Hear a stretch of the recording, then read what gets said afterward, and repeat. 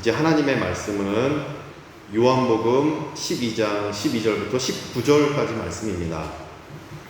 오늘 린다 목사님은 개카베베 교회의 예배 인도와 설교를 맡으셔서 이제 출타하셨습니다. 제가 한국어로만 읽겠습니다. 하나님의 말씀을 경청하시겠습니다. 그 이튿날에는 명절에 온 큰 무리가 예수께서 예루살렘으로 오신다는 것을 듣고 종려나무 가지를 가지고 맞으러 나가 외치되 호산나 찬송하리로다 주의 이름으로 오시는 이 곧 이스라엘의 왕이시여 하더라. 예수는 한 어린 나귀를 보고 타시니 이는 기록된 바 시온 따라 두려워하지 말라 보라 너의 왕이 나귀 새끼를 타고 오신다 함과 같더라. 제자들은 처음에 이 일을 깨닫지 못하였다가 예수께서 영광을 얻으신 후에야 이것이 예수께 대하여 기록된 것임과 사람들이 예수께 이같이 한 것임이 생각났더라. 나사로를 무덤에서 불러내어 죽은 자 가운데서 살리실 때에 함께 있던 무리가 증언한지라. 이에 무리가 예수를 맞으면 이 표적 행하심을 들었음이러라. 바리새인들이 서로 말하되 볼지어다 너희 하는 일이 쓸데없다 보라 온 세상이 그를 따르는도다 하니라. 아멘. 우리 찬송가 141장 호산나 호산나 여전도회의 특별 찬송 하나님께 올려드리겠습니다.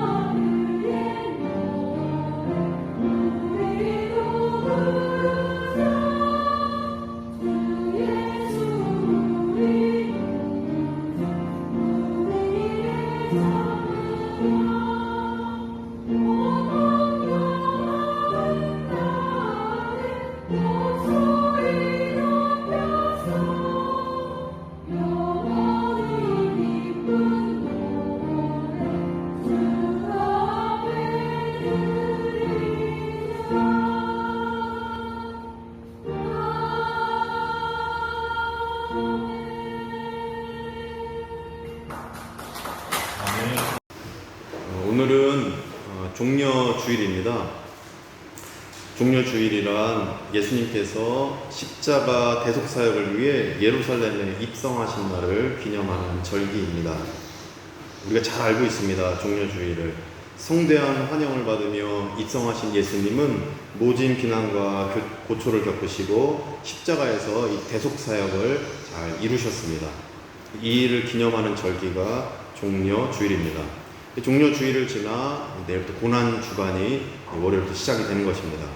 이 고난주간이란 예루살렘에서 십자가 대속사역을 이루시는 이 과정을 다시 한번 우리가 묵상하면서 이 십자가 은혜를 기념하는 절기입니다. 그래서 함께 읽은 오늘 본문은 예루살렘에 입성하는 그 예수님께서 입성하신 그 장면을 다루는 말씀입니다. 이 말씀을 통해서 우리는 영적인 사실 두 가지를 깨달을 수가 있습니다. 오늘 본문을 통해 이 영적인 사실 두 가지를 우리가 깨달을 때에 종려주일 고난주간을 더욱 십자가를 묵상하며 뜻깊게 보내시는 우리가 되기를 소망합니다. 첫째로 어떤 영적인 사실을 깨달을 수 있냐면, 첫째, 벌어지는 일을 지금은 몰라도 나중에는 알게 하신다는 깨달음입니다. 이 벌어지는 일, 내 삶에 일어나는 일들이 있죠. 이런 일도 일어나고 저런 일도 일어나고 또 코로나19 상황도 있고 또 뭐 이런 일 저런 일, 이런 벌어지는 일을 지금은 몰라도 나중에는 알게 하신다는 깨달음입니다.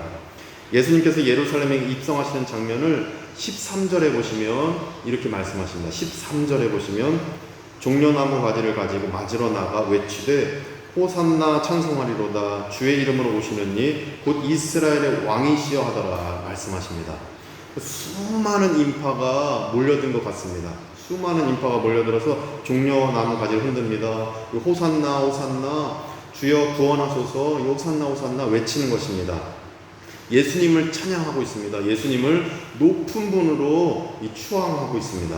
그런데 이때 예수님은 높은 분답지 않게, 우리가 잘 알고 계시죠? 건장한 말을 탄 게 아니라 어린 나귀를 타고 입성하셨습니다.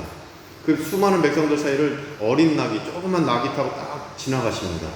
제자들은 예수님을 이해하지 못했을 것입니다. 내심 건장한 말을 타서 정말 로마 군대의 장군처럼, 진짜 왕처럼 건장한 말을 타서 자기들도 뽐내고 싶은 마음이 제자들에게 있었을 것입니다. 그래서 어린 나귀가 아니라 왕답게 건장한 말을 타고 입성하기를 이 제자들은 아마 원했을 것입니다.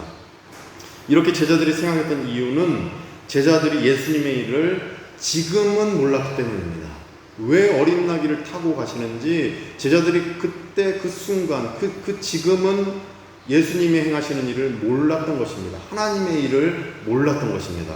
그러나 나중에는 예수님의 일을 제자들이 알게 됩니다. 하나님이 알게 하셨습니다. 16절입니다. 16절 보시니까 16절 말씀에 제자들은 처음에 어떻게 됩니까? 이 일을 깨닫지 못하였다가, 왜 어린 나귀 타실까? 건장한 말 타면 우리도 뽐낼 수 있고 정말 대단한 왕처럼 보이실 텐데 왜 어린 나귀 타실까? 모르는 겁니다.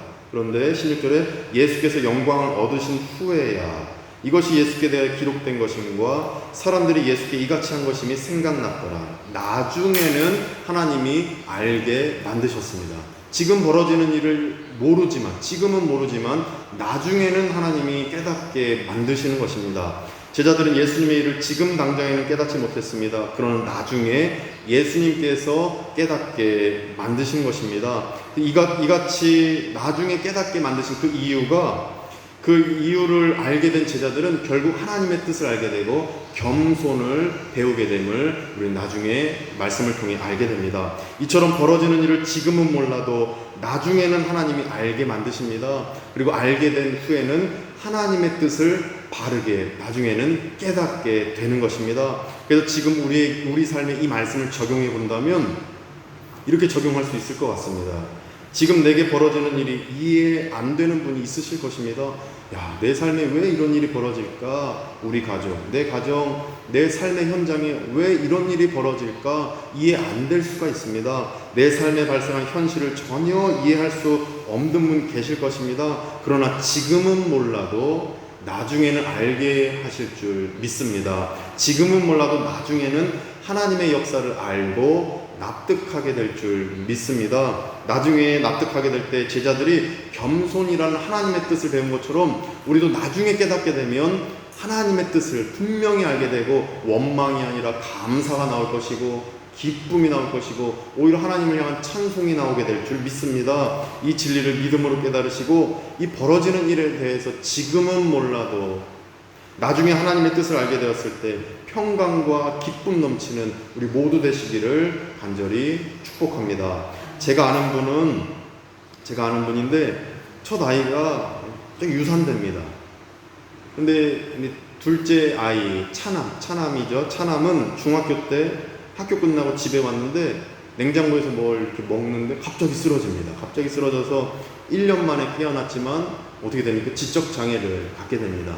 근데 몇 년 그렇게 살았지만 한 20살 청년이 되었을 때 높은 건물에서 그냥 뛰어내립니다. 지적 장애가 있다 보니까 그냥 왜 뛰어내리는지 모릅니다. 그냥 뛰어내립니다. 그래서 생을 마감하게 됩니다. 근데 또 자녀가 있으면 장남이 있는데 이 장남은 군대도 갔다 오고 또 직장도 구하려고 취직 준비도 하고 친구들 만나서 시간 보내던 중에 갑작스런 길거리에서 갑작스런 사고로 이 하늘나라에 가게 됩니다. 3명의 자녀를 갑자기 상실한 것입니다. 자녀 3명을 먼저 떠나보낸 그 지인에게 정말 예수님이 필요하다라고 저는 생각하게 되었습니다. 그 지인, 그때는 예수님을 믿지 않으셨는데 지금은 제가 아직 확인을 못했지만 정말 이 가정에 예수님이 필요하다, 정말 예수님이 필요하다 저는 생각하게 됩니다. 왜냐하면 예수님을 만나면 지금 벌어지는 일을 몰라도 나중에는 그 일에 대한 하나님의 뜻을 깨닫고 평강을 얻을 수 있기 때문입니다. 이 믿음이 우리 안에 있기를 소망합니다. 지금은 몰라도, 지금 왜 이런 일이 벌어질까 몰라도 나중에는 알게 되는 것입니다. 이 산지를 주소서 찬양을 작사 작곡하신 홍진호 목사님이 계시는데 이분의 예배 때 설교 말씀을 들으니까 신혼여행을 갔는데 교통사고가 났는데 사모님이 갑자기 돌아가신 겁니다. 신혼여행 갔는데 그때 지금은 모르는데 그래서 이제 하나님 앞에 왜 이런 일이 일어납니까? 고백하는 가운데 이 산지를 내게 주소서 이 찬양 가사와 작사와 작곡을 하게 되셨다 간증을 하셨는데 그때는 몰랐다고 합니다. 왜 이런 일이 벌어질까? 나중에는 하나님이 말씀을 통해 깨닫게 하신 것입니다. 지금 우리 안에 벌어지는 일은 모릅니다. 지금은 고난만 보이고 어려움만 보이고 문제만 보일 것입니다. 그러나 나중에 하나님께서 왜 그렇게 일하셨는지 우리가 깨닫게 될 줄 믿습니다. 하나님이 분명히 깨닫게 하실 것입니다. 지금은 몰라도 나중에 제자들에게 깨닫게 하신 것처럼 우리에게도 하나님 깨닫게 하실 줄 믿습니다. 그러면 이 벌어지는 일에 대해서 나중에 하나님께서 어떻게 깨닫게 하시겠습니까? 어떤 방법으로 우리에게 깨닫게 하시겠습니까? 하나님은 당신의 일을 결국 이것을 통해서 알려주신다라고 15절에서 말씀하십니다. 15절 말씀 보시면 15절에 이는 기록된 바 시온 따라 두려워하지 말라 보라 너의 왕이 나귀 새끼를 타고 오신다 함과 같더라. 아멘. 이 말씀이 어디에 있는 것입니까? 스가랴 9장 9절 구약 성경입니다. 구약 성경을 통해서 깨닫게 하신 것입니다. 스가랴 9장 9절 말씀을 통해서 예수님의 일을 제자들에게 깨닫게 하신 것입니다. 이로 보건대 하나님은 우리에게 성경 말씀을 통해 깨닫게 하신 것입니다. 지금 모르는 내 삶의 일을 결국 성경 말씀을 통해 우리에게 깨닫게 하십니다. 그렇기 때문에 우리는 성경을 읽고 우리 가정 상황에 대입해 보셔야 됩니다. 또 설교를 듣고 내 인생에 적용해 보셔야 됩니다. 또 큐티를 하면서 내 삶의 현실을 조명해 보셔야 됩니다. 하나님 왜 이런 일이 벌어집니까? 이 말씀을 통해 빨리 깨닫게 해주십시오. 하나님 깨닫게 해주십시오. 우리가 기도할 수 있어야 되는 것입니다. 이렇게 할 때 벌어지는 일에 대해서 지금은 몰라도 나중에 하나님의 뜻을 깨닫고 평강과 기쁨이 내 삶에 우리 자녀에게 우리 가족에게 분명히 임하게 될 줄 믿습니다. 나중에 분명히 깨닫게 하셔서 우리 안에 늘 평안이 넘치게 될 줄 믿습니다.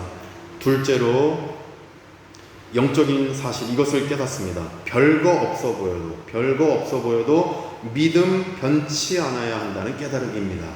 별거 없어 보여도 믿음이 변치 않아야 되는 것입니다. 이제 수많은 무리가 예루살렘에 입성하신 예수님을 향해 종려나무 가지고 흔들고 호산나 호산나 막 찬송합니다.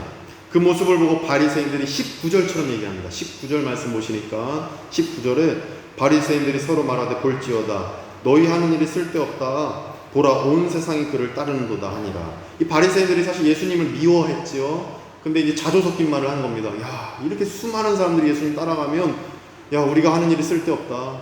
예수님 미워해서 뭐하냐. 다 예수님 쫓아가는데 뭐 이런 자조 섞인 말을 하는 것입니다. 이처럼 온 세상이 예수님을 따르는 것처럼 보일 정도로 수많은 인파가 예수님을 좋아하는 겁니다. 좋아합니다. 그런데 이렇게 수많은 무리가 예수님을 좋아했던 이유가, 이렇게 추앙했던 이유가 뭔가 이익을 얻고 혜택을 받고 도움을 받기 위해서 했음을 우리가 18절 말씀을 통해 보게 됩니다. 18절 말씀 보니까 이에 무리가 예수를 맞음은, 예수님을 따라가는 이유는, 예수님을 종려나무 가지고 흔들고 호산나 호산나 이렇게 추앙하는 이유는 이 표적 행하심을 들었기 때문이다 라고 18절에서 말씀하시는 것입니다. 어떤 표적입니까? 전장에 나와있죠. 나사로를 살리신 표적, 또 아픈 사람 살리신 표적. 예수님 따라가면 뭔가 도움 얻을 수 있지 않을까, 혜택을 받을 수 있지 않을까, 이익을 얻을 수 있지 않을까, 이 마음에 따라가는 겁니다. 별거 있어 보이니까, 별거 있어 보이니까 예수님을 따라가는 것입니다. 예수님으로부터 이익, 혜택, 도움받으려고 따라가는 것입니다. 별거 있어 보이는 이익과 혜택, 도움받기 위해 예수님을 따르다 보니까 결국 어떻게 됩니까? 대제사장 무리가 로마 군대와 함께 예수님을 잡아가고 로마 군대에 핍박받고 본디오 빌라도에 의해서 십자가에 처형당하시니까 다 예수님 욕하고 십자가에 못 박아서 소리 지르는 것입니다. 이익 따라가고 혜택 보면서 예수님께 뭔가 얻으려고 별거 있어 보이는 그 신앙은 결국에는 이렇게 망하는 신앙이 되었던 것입니다. 이익, 혜택, 도움을 주지 못하는 별거 없는 예수님을 확인하고 나서 결국 예수님을 배신하게 되는 것입니다.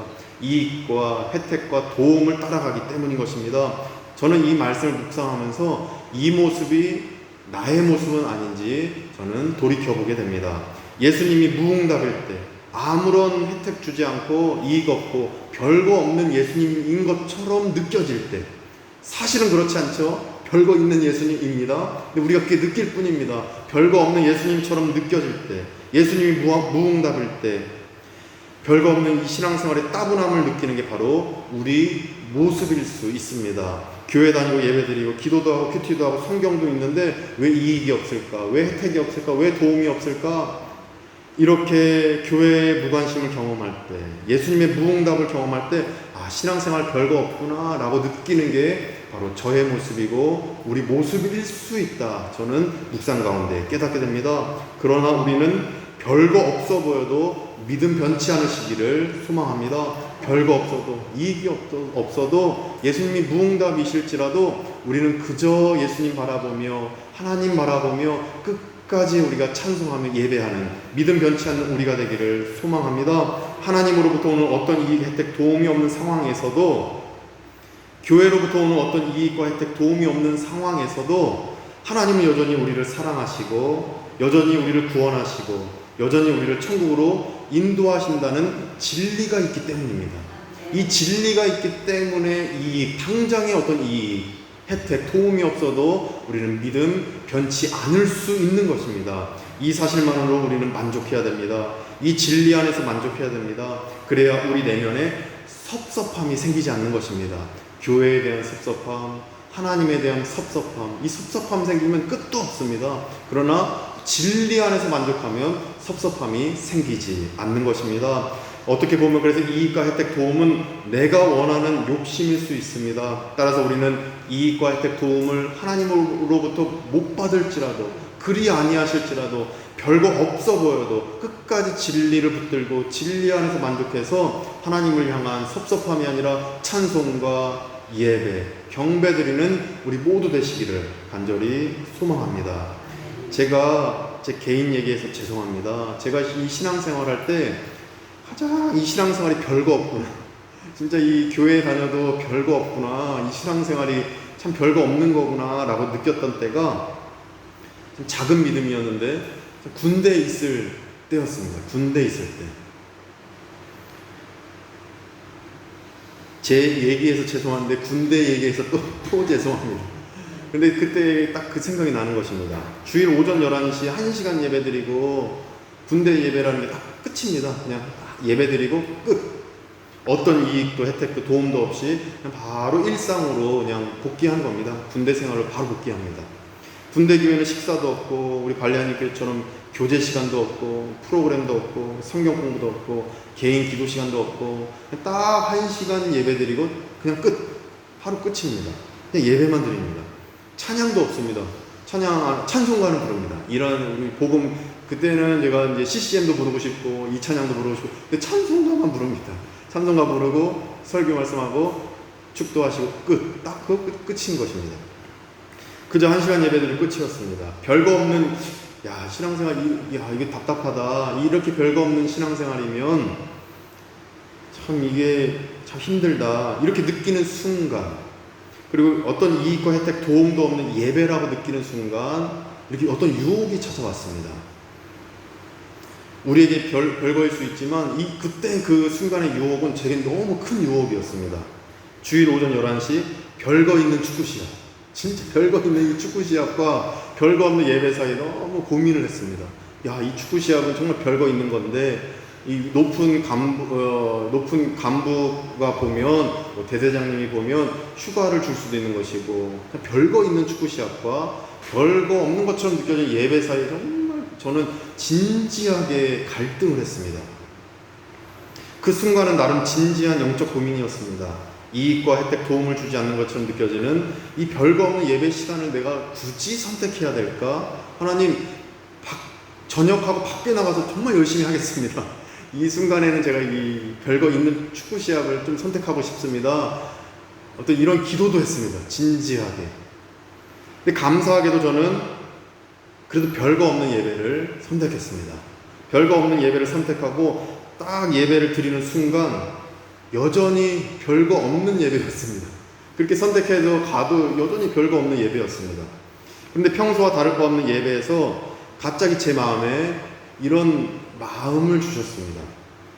어떤 마음이었냐면 이런 메시지입니다. 예수님은 너 유호종을 사랑하신다는 메시지입니다.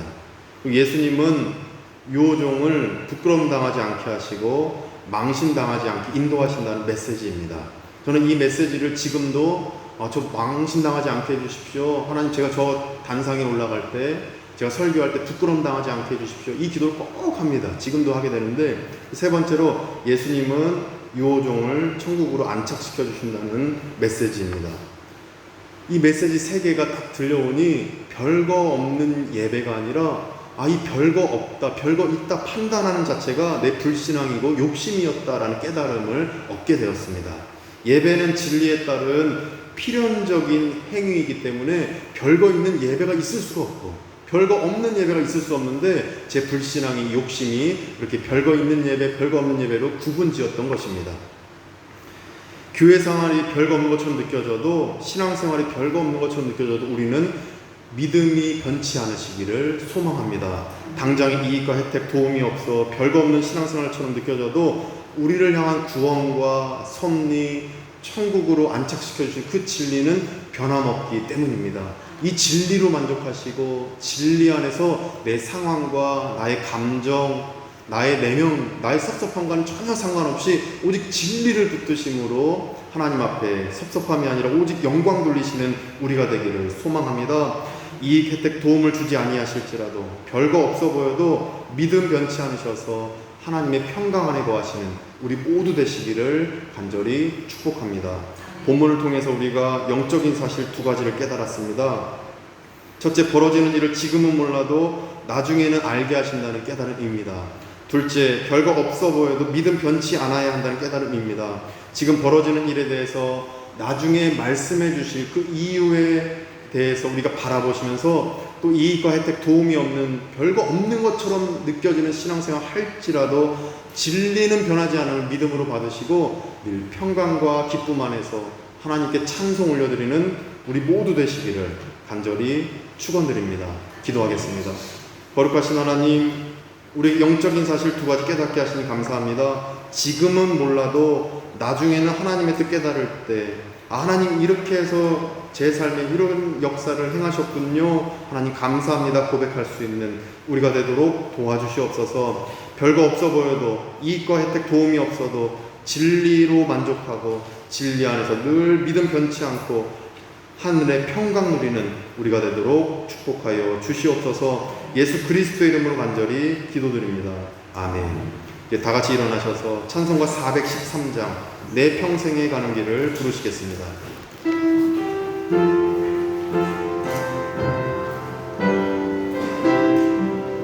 내 평생에 가는 길 순탄하여 늘 잠잠한 강 같은지 그 끝바로 무섭고 어렵든지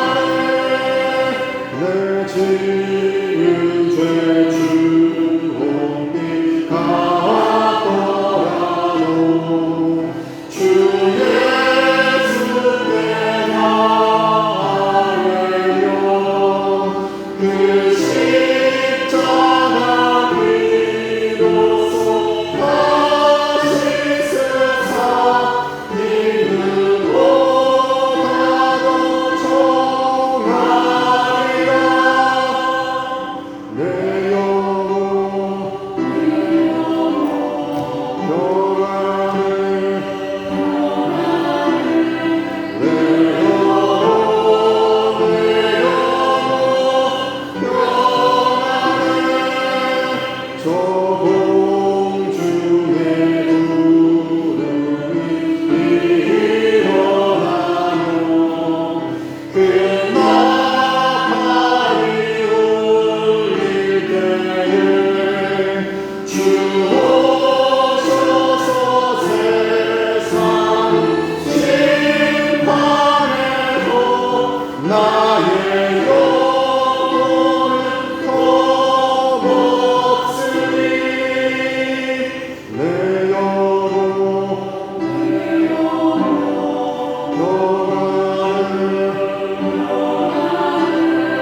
내 영혼 평안해.